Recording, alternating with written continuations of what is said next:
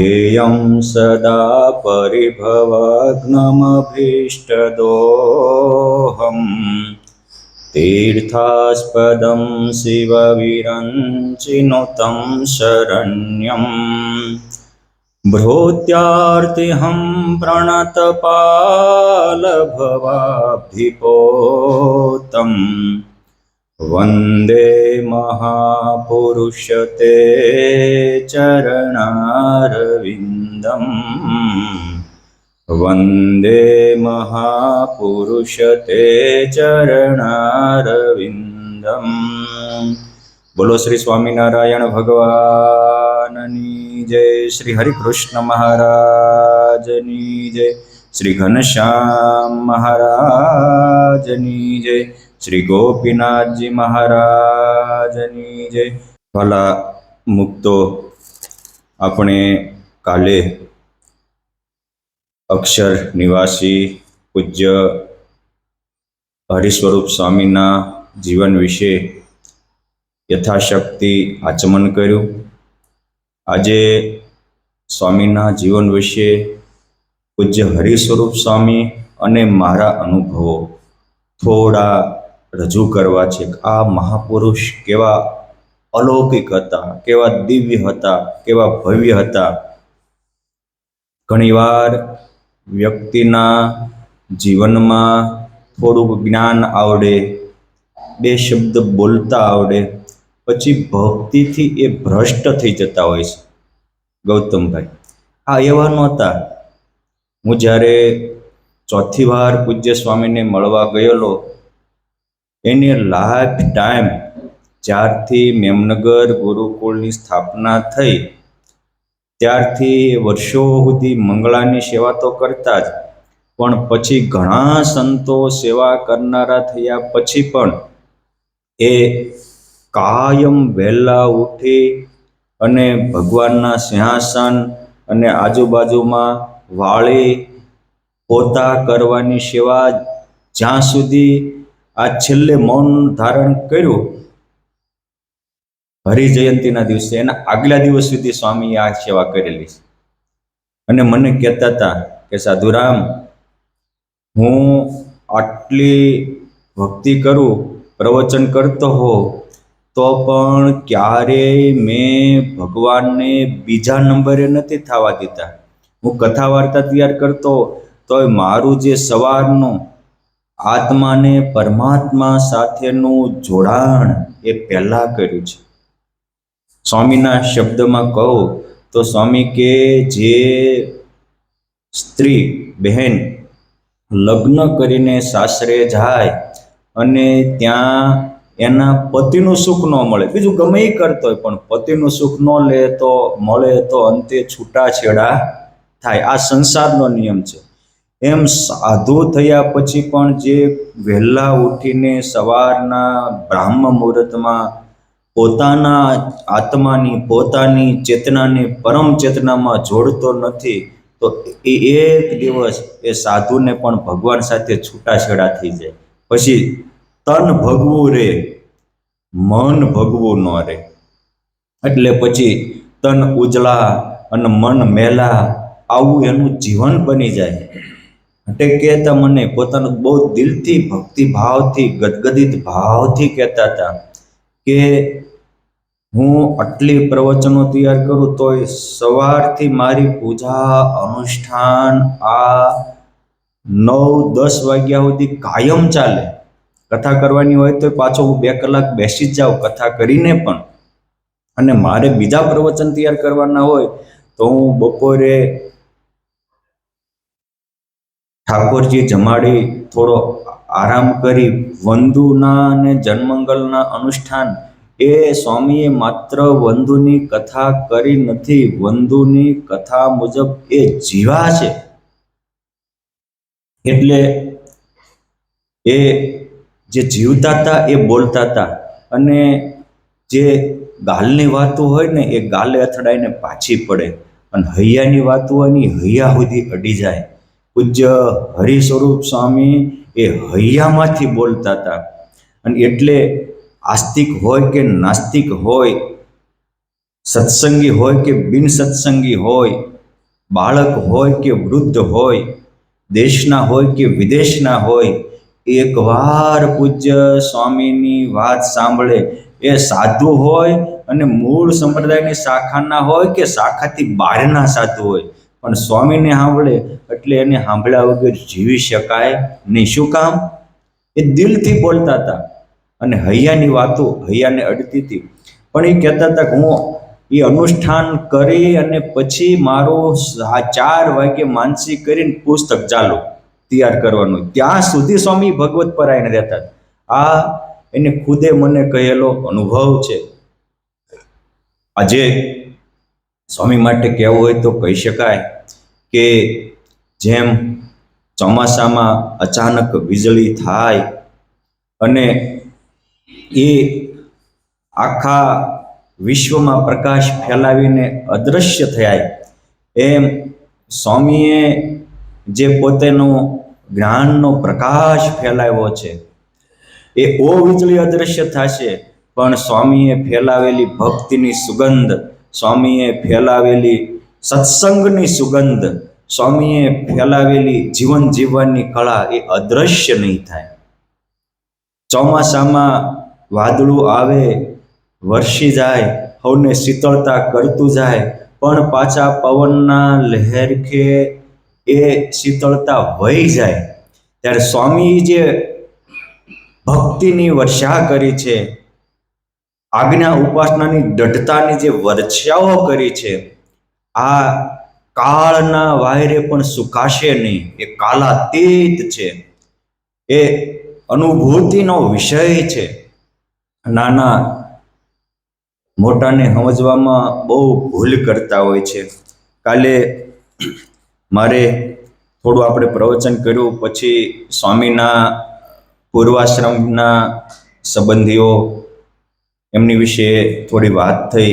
ખાસ આજે ઢોલરવામાં વજુભાઈ સરપંચ છે, વજુભાઈ નાનજીભાઈ રામાણી, એ મને કહેતા હતા કે સ્વામી, એમનો દીકરો વરુણ છે, સ્વામીના પિતાશ્રી વીરજીભાઈ, વીરજીભાઈના પિતા મોહનભાઈ, મોહનભાઈના પિતા માવજીભાઈ અને માવજીભાઈના પિતા ગોવાભાઈ, અને આ વજુભાઈ જે આજે સરપંચ છે, આ ત્યાંનું ખાનદાન પરિવાર છે, રામાણી પરિવાર. એ તે વખતે રાજશાહી વખતે એ ગામધણી ગણાતા હતા. આખું ગામ એને પૂછીને કરતું. આજે પણ આ પરિવાર ઉપર આખા ગામના લોકો વિશ્વાસ મૂકે છે. એ જ રીતે આ વજુભાઈ સરપંચ છે, એમના પિતા નાનજીભાઈ, એમના પિતા નારાયણભાઈ અને એમના પિતા ગોવા બાપા. આ બધા એક પરિવાર, ચોથી પાંચી પેઢીએ થાય. પછી મેં કહ્યું કે તમારા પરિવારના સત્સંગના સંસ્કાર ક્યાં? ત્યારે કે અહીંયા પહેલા તો નંદ સંતોએ ગુણાતીતાનંદ સ્વામીની આજ્ઞાથી રામાનુજાનંદ સ્વામીએ આવીને મંદિર કાચું બાંધેલું. પછી જ્યારે બાલમુકુંદ સ્વામી આવ્યા અને અમારા ગામમાં સ્વામીને એવું લાગ્યું કે ત્યારે લુહાણા પરિવાર, ઠક્કર પરિવાર, પછી વોરા પરિવાર, આમાં સત્સંગ થયેલો. પછી આજે જે સ્વામીની સેવામાં અર્પિત ભગત છે, એ બાબુભાઈ જસભાઈ ગોરસિયા, એમનો સેવક, એ પણ ત્યાંના જ છે, ઢોલરવાના, અને બહુ મોટી પોસ્ટ ઉપર છે બાબુભાઈ. પણ કહેવાનો પોઈન્ટ કે એમાં હતો, પણ જ્યારે ગામમાં મંદિર થતું તો અમારા પરિવારમાં કોઈને સત્સંગ નહોતો, પણ મંદિર થતું તો અમારા દાદાએ સામે આવીને કીધું કે સ્વામી આ નાની જગ્યા કરો, લો થોડો મોટો પ્લોટ કાઢી આપી. બિન સત્સંગી હોવા છતાંય એક સંત પ્રત્યે આ સદભાવ કેવડું મોટું કામ કરે છે. આ સદભાવના, અને એ સદભાવના એના પરિવારમાં સ્વામી 5 પેઢી સુધી કોઈ પ્રત્યે દુર્ભાવના નહીં કરવાની. આ બહુ મોટો ગુણ છે. અને પરસ્પર પ્રેમ સદભાવનાથી થાય છે, અને વેમ દુર્ભાવનાથી થાય છે. વેમ માણસને મારે છે અને સદભાવના વ્યક્તિને તારે છે. સ્વામીને આવું સામે આવીને કહ્યું. પછી સ્વામીએ પૂછાયું કે ગોહા બાપા શું કરો છો? કે ખેતર તો મોટું જ, કારણ કે ગામમાં જાગીરદાર હતા, મુખી તરીકે હતા.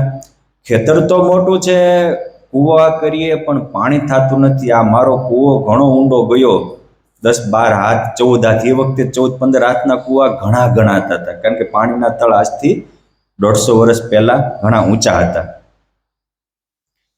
સ્વામી કે મને પાણી જોતા આવડે છે, હું આવું?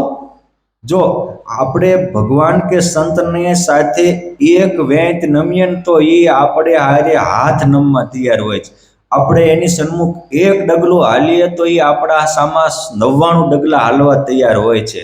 એટલે સાગરમાં લખ્યું છે કે હરિ કી સેવા તિલવાર હી જો કિએ એક બાર, 100 ફલ મેરુ સમ લીએ એસો યહ અવતાર. એ આપણે ભગવાનની સેવા એકવાર કરવી તલ જેટલી, તો એ મેરુ જેટલું મોટું ફળ આપે છે. એવો આ ભગવાનનો કરુણા અવતાર છે. અને એ ભગવાનને ધારેલા સંતમાં પણ ભગવાનના આવા ગુણો હોય. એટલે બાલમુકુંદ સ્વામી સામે આવીને કહે છે કે મને પાણી જોતા આવડે છે, આવું? અરે આવો ને, કે તમારી જેવા સાધુના પગલા અમારી વાડીએ ક્યાંથી થાય? સ્વામી ગયા. સ્વામી કે પાણી જોવું હોય ને તો કૂવામાં ઉતરવું પડશે. બાલમુકુંદ સ્વામી એમના એ ગોવા બાપાના કૂવામાં ઉતર્યા અને પછી કહે છે કે ગોવા બાપા, હા, આમાંથી છીણી, હથોડા, તગારા, પાવડા બધું કાઢ લ્યો અને એક હાંગડી રાખો. આ હું કહું એ જગ્યાએ તમે હાંગડીને થોડીક ઊંડી જવા દેજો, પાણીનો ધોધ થાય છે, તમે એ ધોધ છૂટે એટલે તરત નીકળી જાય કે. અને બાલમુકુંદ સ્વામી આટલું દેખાડીને બહાર નીકળ્યા કૂવામાં બીજા જે ગાળવાના સામાન હતો એ બહાર કાઢ્યો. અને પછી સ્વામીએ કીધું હતું એ જગ્યાએ હાંગડીનો દાર થોડોક નાખ્યો અને પાણીનો ધોધ છૂટ્યો.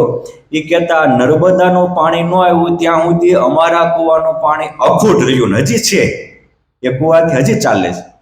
આ ત્યારથી આ પરિવાર ઉપર ભગવાનની સંતની મોટી અમી દ્રષ્ટિ.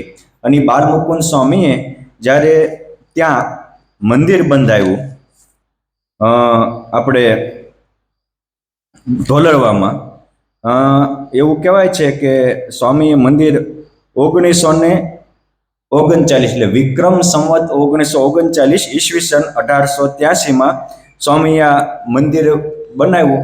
ત્યારે રામાણી પરિવારમાં અમુકમાં સત્સંગના બીજ રોપાણા હતા.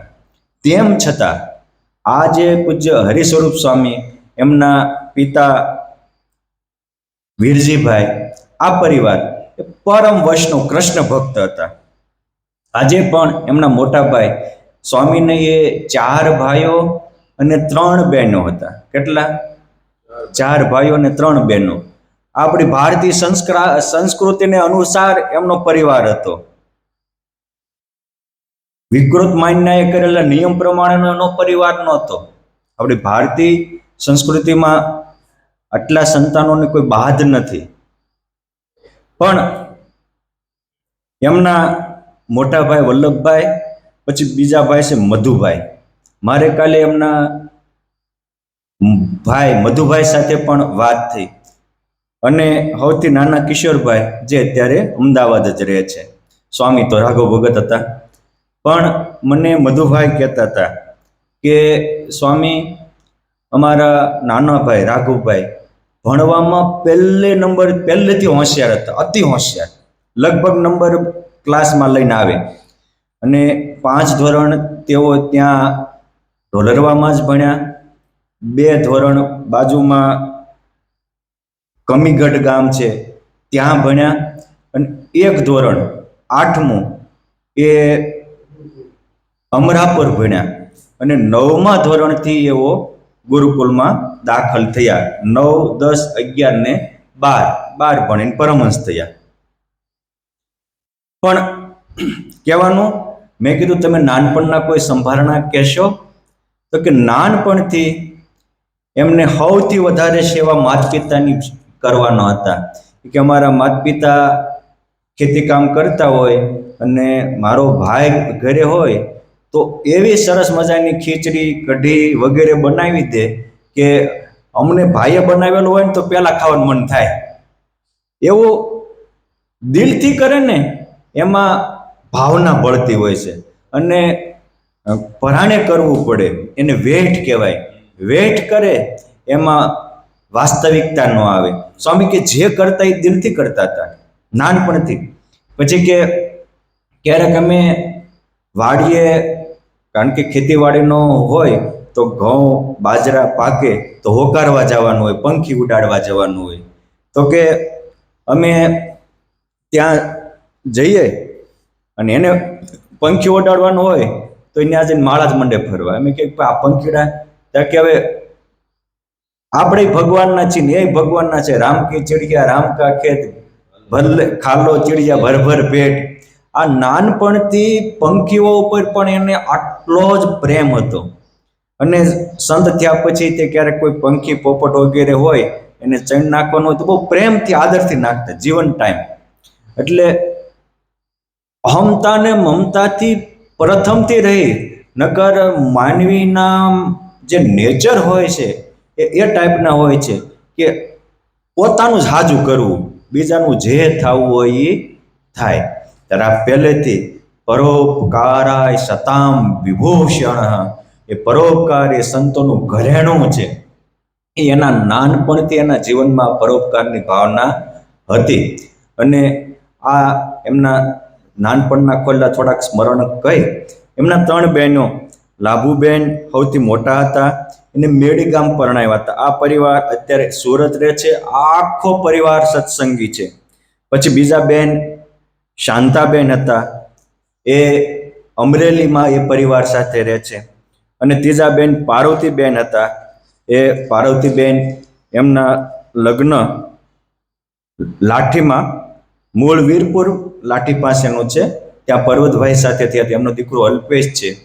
પરંતુ એવા નાનપણથી સત્સંગી એમને આ પાર્વતીબેનને જ્યારે ધામમાં જવાનું થયું તો કે છે આપણે હવે અહીંથી જવું જ છે, તો આ આખું ઘર આપણે મંદિરને અર્પણ કરી દો. આ રીતે પોતાની રહેવાનું ઘર એ પરમાત્માના લાઠી મંદિરમાં અર્પણ કરીને પછી એ કઈ ધામમાં ગયા. એટલે આ પરોપકાર આવા એક ખાનદાન પરિવારમાં જન્મા. એમના વિશેની આપણે વિશેષ વાતો તો કાલે બાળપણની કરી હતી, પણ આ એમના આપણે આમ તો સાધુની કુળ અને નદીના મૂળ અને સાધુનું કુળ એ ન જોવું એક ગુજરાતી કહેવત છે. કહેવત એટલા માટે છે કે ગમે એવી મોટી નદી હોય ને તો જ્યારે ઉત્પન્ન થાય ત્યારે હાવ નાની જ હોય, એટલે સામાન્ય માણસો એને પ્રત્યે ગૌણ ભાવ જ કરી નાખે કે આવડી જ નદી, આન લોકો નર્મદા કેસ, આન લોકો ગંગા કેસ, આવડી જ નદી. પણ ગાંડા એ જ અડધા ભારતને હરિયાળું કરે, એ જ આખા ગુજરાતને હરિયાળું કરે, એટલું પાણીનો ધોધ આગળ જતા એમાં થતો હોય. એમ નાનપણથી જે હોય એ એની અંજલિ એ જ વિશાળ થઈને મોટી પામતી હોય છે. ભગવાન સ્વામિનારાયણ વચનામૃતમાં એવું કહે છે કે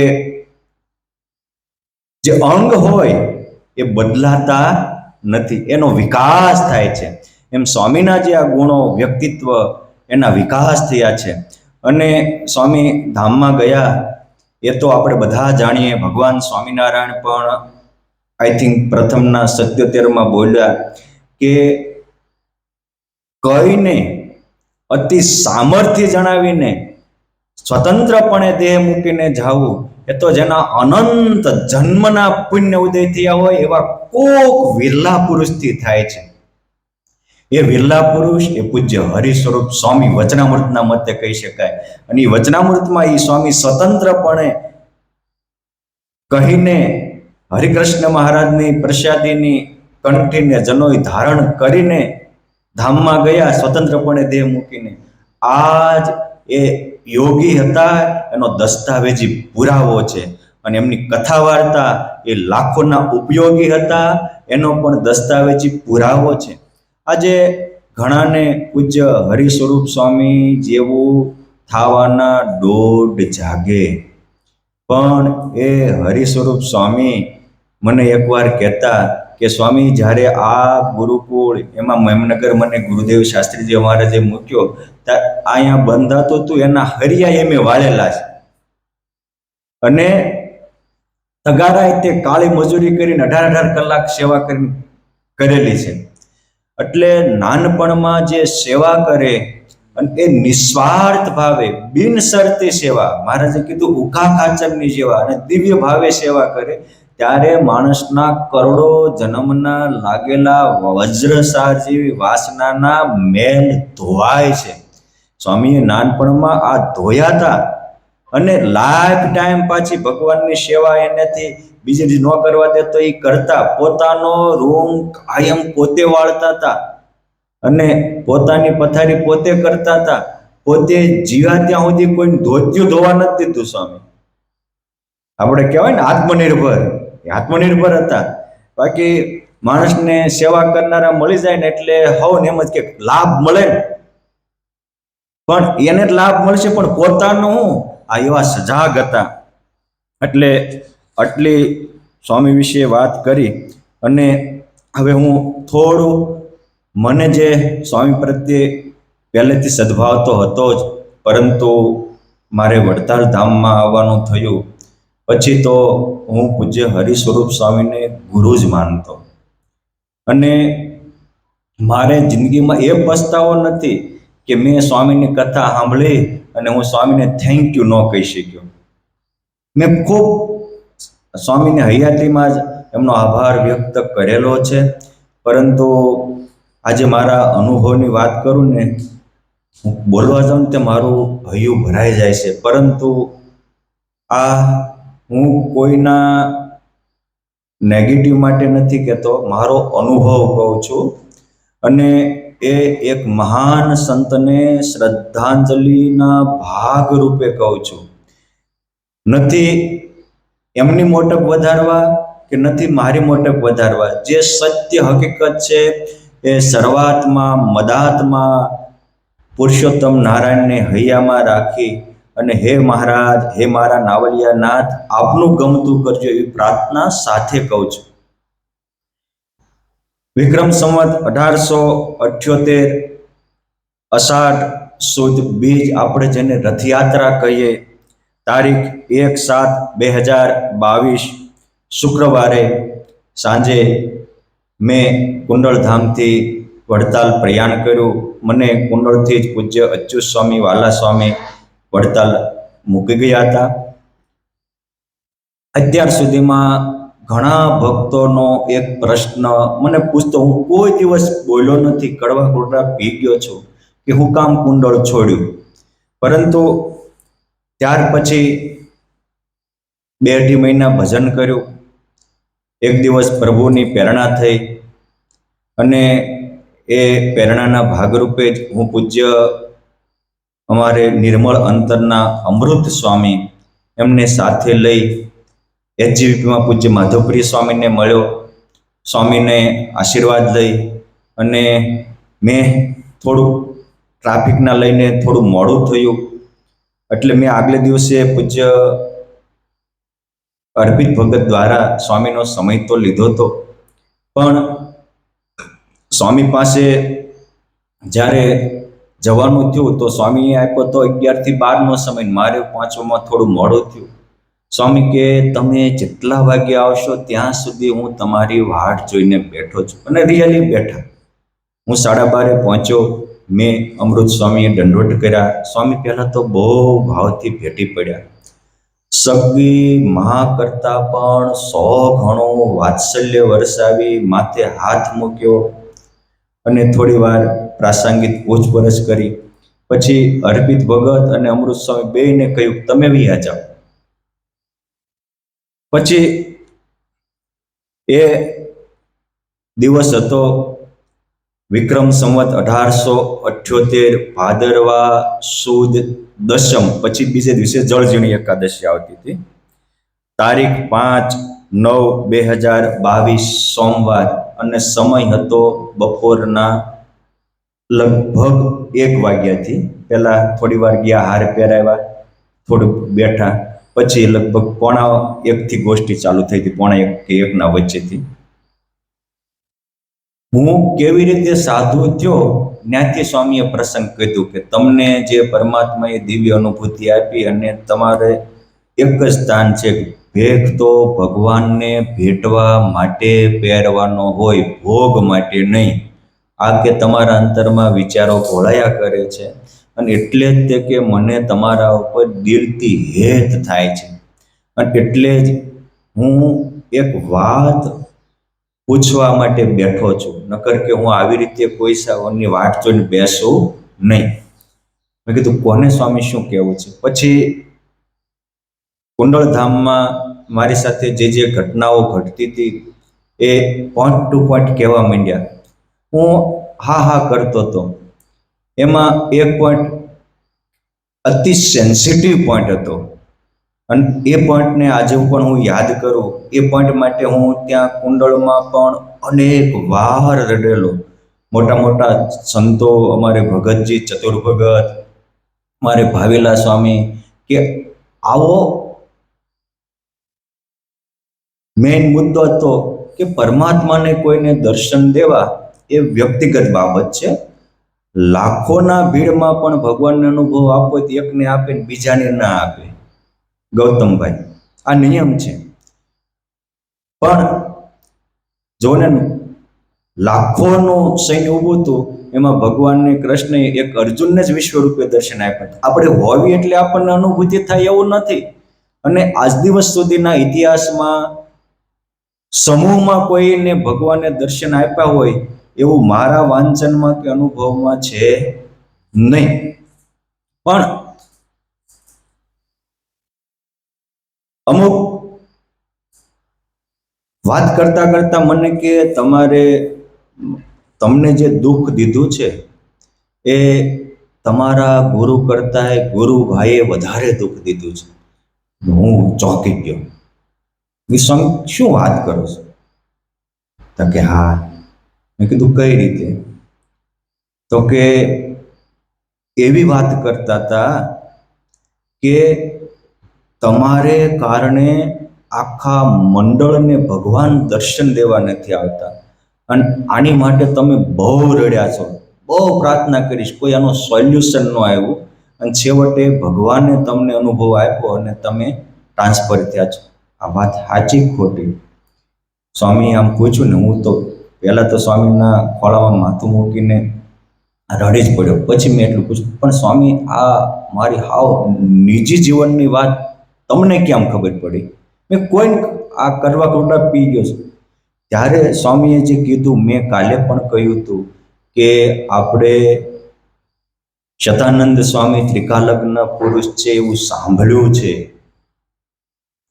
વાલ્મીકી ઋષિ ત્રિકાલગ્ન હતા એવું સાંભળ્યું છે, આપણે એને અનુભવ્યા નથી, હતા એમાં કોઈ શંકા પણ નથી. પરંતુ મેં આ દિવસે પૂજ્ય હરિસ્વરૂપ સ્વામીમાં આવું ત્રિકાલગ્નપણું, સર્વજ્ઞપણું મારી જાતને અનુભવ્યું છે. અને મેં પૂછ્યું, સ્વામી આ બધું તમને કહ્યું કોણે? કે હંમેશા કોઈને ભગવાન હોય અને ભગવાનની નજીક હોય એ જ એને એ જણાવતા હોય છે. આજે હું અનુષ્ઠાન કરતો સવારમાં, ત્યારે મેં પૂછ્યું કે મહારાજ આ સાધુ દિલથી વર્ષમાં બેસતા વર્ષના દિવસે અને એક હરિજયંતીના દિવસે મેં મૌન લીધું, છતાંય જય સ્વામિનારાયણ મને કેવડાવતા હતા. 4-5 વર્ષથી એમના જય સ્વામિનારાયણ નથી આવ્યા, અને આજે વ્યક્તિગત મળવા આવે છે તો શું કામ છે? ત્યારે કે મહારાજે મને તારા આખા જીવનની વાત કરી, અને એ હું ટેલી કરવા જ બેઠો છું કે આ વાત સાચી છે. હા. અને પછી કે ખાલી મહારાજનો આપેલો સંદેશો, મહારાજ કે એ જ્યારે આવે ત્યારે આ મારો સંદેશો તું પહોંચાડજે, એમાં અમે બહુ રાજી થયા છીએ. એટલે મહારાજને કહેલો સંદેશો પહોંચાડવા, અને મહારાજે આ વાત મને જે અનુભવવામાં કીધી છે એ કહેવા હું વાટ જોઈને બેઠો છું. અને મહારાજે કીધું છે કે તમે એમને કહેજો કે મને પછી ભેટી પડ્યા ઓલા ચાલુ વાત કરતા કરતા, અને પછી અર્પિત ભગતને બોલાવીને કે આ ફોટા પાડ લે, કે ફોટા પાડ્યા. પછી કે આ રીતે આપણે અક્ષરધામમાં કાયમ સાથે રહેવાનું છે. આવો મહારાજે મને કોલ આપ્યો છે, વરદાન આપ્યું છે. અને આજે મને દિલથી કહેવાનું મન થાય કે હું સ્વામીને છેલ્લી જ્યારે ગોષ્ઠી થઈ ત્યારે સ્વામીએ મારો હાથ ઝાલી અને 5 થી 7 મિનિટ ઝાલી રાખ્યું અને પછી કીધું કે આપણે જે વરદાન દીધું છે એ પાકું છો. આમ હાથની શાન કરીને આ પૂજ્ય હરિ સ્વરૂપ સ્વામી માત્ર સ્પષ્ટ વક્તા જ નહોતા, એ સત્ય વક્તા હતા. અને જે બોલતા એ કરતા હતા અને કરતા એમ બોલતા હતા. એનો જે આપણે પંચરાત્રમાં આવે છે કે વચસ્ય એકમ કર્મણ્ય એકમ મનસ્ય એકમ મહાત્મના, જેવું વાણીમાં એવું કર્મમાં એવું જીવનમાં એ મહાપુરુષનું લક્ષણ છે. એ પૂજ્ય હરિ સ્વરૂપ સ્વામીમાં મેં નજર નિહાળ્યું છે. સ્વામી એવા વિરલ વ્યક્તિત્વ હતા. અને એટલે મને કે તમે મહારાજે એટલે જ બોલાવ્યો. મેં કીધું તો પછી સ્વામી આ વસ્તુ તો ઠીક છે, પરંતુ મને અહીં બોલાવ્યો શા માટે? ત્યારે કહે છે કે મહારાજના દિલમાં પોતાના નંદ સંતો પ્રાણ જેટલા વહાલા છે. કેટલા? કોઈ પોતાનો પ્રાણ કાઢી આપે. અને એમ એ નંદ સંતો એક એક પુરુષોત્તમના પ્રાણ જેવા પ્યારા છે. મહારાજના દિલમાં જેમ એ તે વખતે નિષ્કુળાનંદ સ્વામીના હૃદયમાં રહીને ભગવાન સ્વામિનારાયણે ગોપાળાનંદ સ્વામીનું સ્પેશિયલ પ્રકરણ લખાયું. એ આ વખતે સ્વામીએ મને એક વાત કરી હતી સ્વામી, કે તુલસીદાસજી મહારાજ રામાયણ લખતા હતા અને સુંદરકાંડનો જ્યાં પ્રસંગ આવ્યો અને સુંદરકાંડ લખવા માંડ્યા તો હનુમાનજી તુલસીદાસજીની રામાયણનો હનુમાનજી મહારાજ પ્રૂફ રીડિંગ કરતા હતા. એટલે તુલસીદાસજી લખે અને હનુમાનજી મહારાજ એકવાર વાંચતા હતા. એવું તુલસીદાસજી માટે લખાયું છે, તુલસીકૃત રામાયણ માટે. એમાં સુંદરકાંડ આવ્યો તો હનુમાનજી મહારાજ કે આ નહીં, કે ગુણ તો માત્ર ગોવિંદના ગવાય, મોટપ તો માત્ર ભક્તનું કર્તવ્ય છે ભગવાનનો મહિમા વધારવો. આ તમે મારો ગાવા માંડ્યા. એટલે એ સુંદરકાંડ હનુમાનજી મહારાજ ફાડવા તૈયાર થયા ત્યાં ખુદ ભગવાન રામ પ્રગટ થયા અને કહે છે કે હનુમાન, બીજી રામાયણ તો તુલસીદાસજીએ લખી છે, પણ સુંદરકાંડ તો મેં અમારે લખ્યો છે. અને આજે પણ રામાયણમાં સૌથી વધારે પાઠ શેના થતા હોય? સુંદરકાંડના. સ્વયં પરમાત્માની પ્રેરણાથી લખાયેલો છે.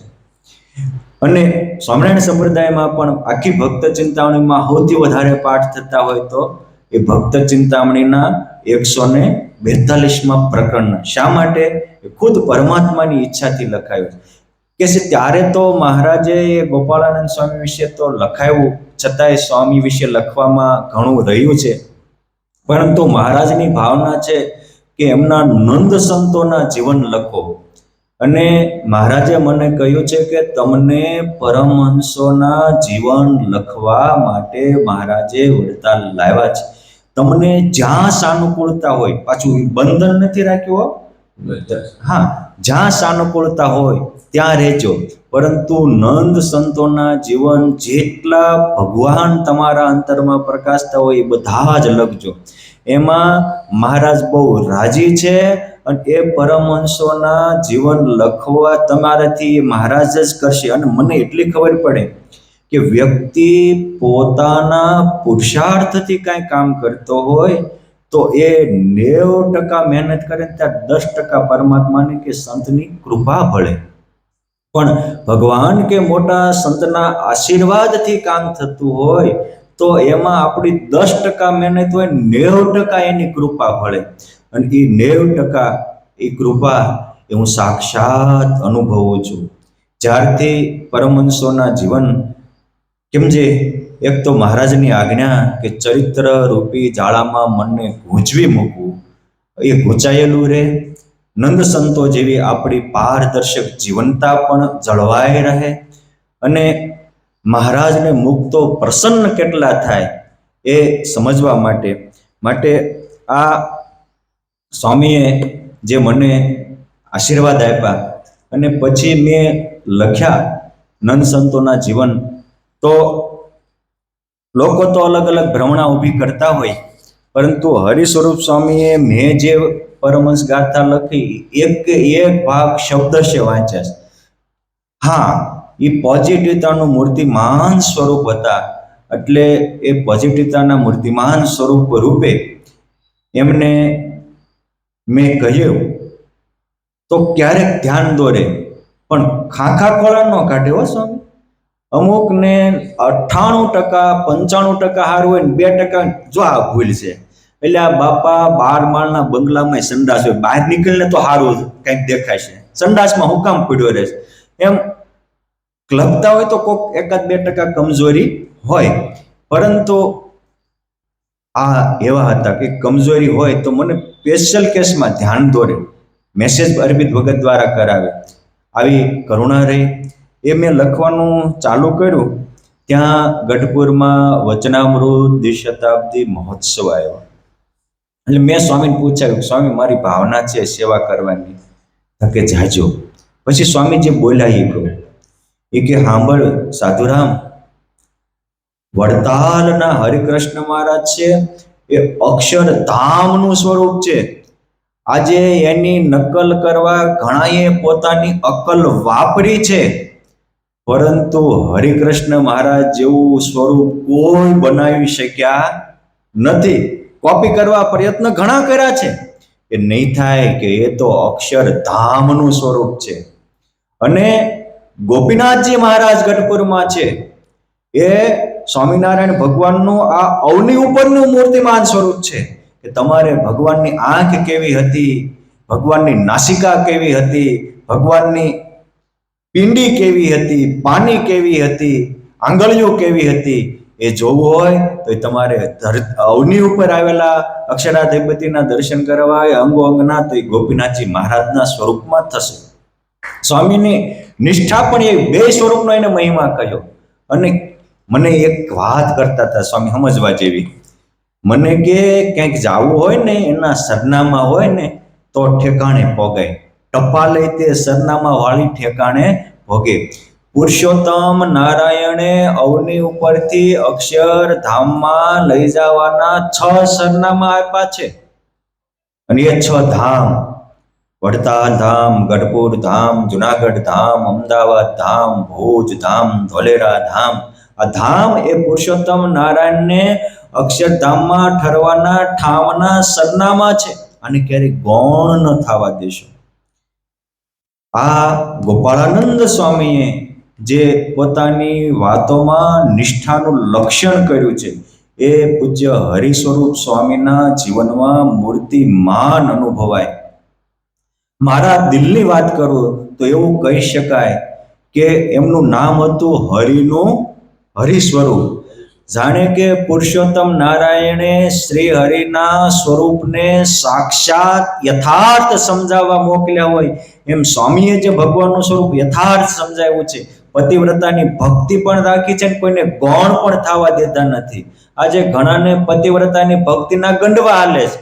ખાલી રિયાલિટી સ્વામી કહેતા પતિવ્રતાની ભક્તિ એટલે હું, તો કે પોતાના પલંગમાં કોને પોઢાડવો આ પાકું હોય એને પતિવ્રતાની ભક્તિ કહેવાય. એનો અર્થ એવો ન થાય કે પલંગ સિવાયના બીજાને હળગાઈ દેવાના. જો જેમ બહુ સમજવા જેવી વસ્તુ છે કે માં સીતા પતિવ્રતા હતા, પછી અંશુયા વગેરે, કુંતી માતા, દ્રૌપદી વગેરે સતીઓ હતા. તો એને કઈ એના પરિવારને એક બાજુ નથી રાખ્યો. પલંગમાં કોને પહોંચાડવો એમ કે હૈયામાં કોને રાખવા એ પાકું હોય, એ પતિવ્રતાની ભક્તિ છે. હૈયામાં રાખવા જેવા તો એક ભગવાન હરિકૃષ્ણ મહારાજ છે. આ એનું નિશ્ચય, એનું સ્વરૂપ પણ એટલું. અને તેમ છતાંય એને ભગવાનને સ્થાપેલા દેવો, મંદિરો, એ હનુમાનજીની હોય જયંતિ હોય તો એટલા જ આદરથી એની પૂજા કરે. શિવરાત્રિ હોય તો એટલા જ આદરથી શિવ પૂજન પણ કરે. અને એ બધા જ, અને તેમ છતાંય તમે વંદુનું પદની કથાનું ખાલી પહેલું પદ છે, એમાં પણ જે હરિ અક્ષર બ્રહ્મ આધાર પાર કોઈ નવ લહેરેલો. એ જે પરમ તત્વ એ બધા જ અવતારોને આદર આપતા હતા, છતાં પરમહંસોની મૂળ પરંપરા મુજબ એ એટલા જ અવતારીના સ્વરૂપને પણ સમજતા હતા, કાર્ય કારણ ભાવને પણ સમજતા હતા અને મૂળ સદગ્રંથોના એ આગ્રહી હતા. એટલે એમની સેવાથી હું ગઢપુરમાં ગોપીનાથજી મહારાજની વચનામૃત દ્વિશતાબ્દી મહોત્સવમાં સેવામાં આવ્યો, એ પણ મારા સદભાગ્ય છે. સ્વામીના જીવન વિશે વિશેષ વાતો આવતીકાલે. જય સ્વામિનારાયણ.